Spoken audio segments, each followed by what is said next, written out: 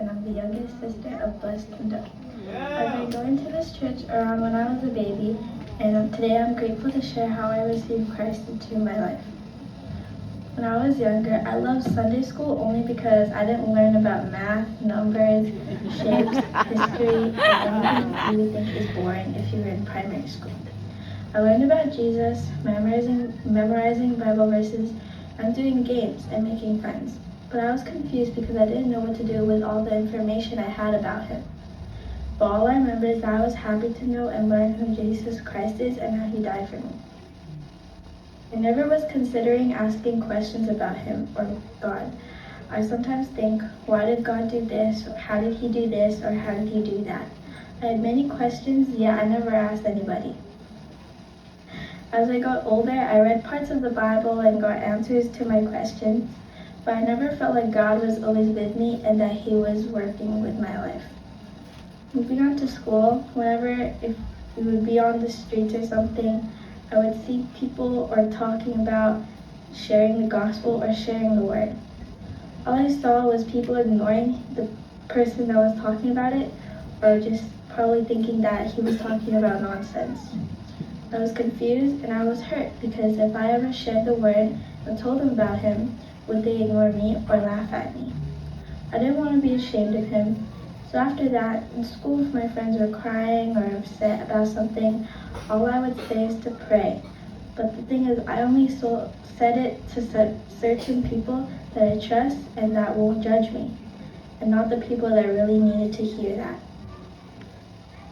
Then in 6th grade, when I got older, my classmates would share their religions, like Islam, Buddhism, or if they don't believe in anything.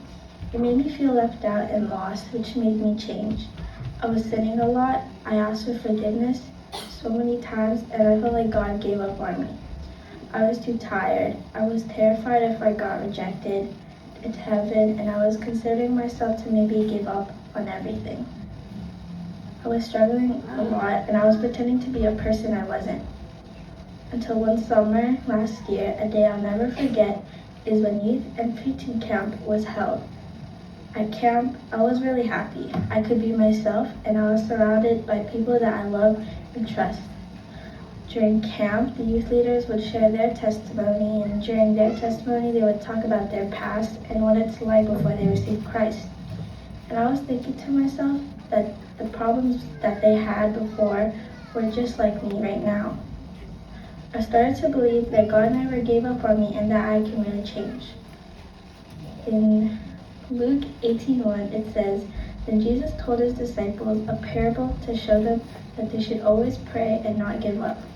And in Micah 7:7, it says, But as for me, I watch and hope for the Lord. I wait for God, my Savior.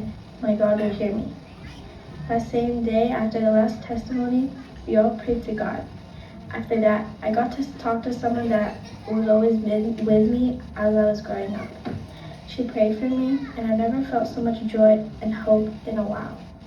When we all came back home, I wanted to give myself a chance again with God and prayed for God to forgive me and get back up and retry. When summer was over and I had to head back to school, I wasn't scared and I didn't feel ashamed anymore. Even though I fell back down and sinned, I learned to get back up and focus with God. When it was school time, I finally felt like God was always there with me. I could feel his presence, watching me learn and watching me with my classmates. And I know that even though I fall back down to sin, God will let me stay down and will help me get back up. Thank you for listening.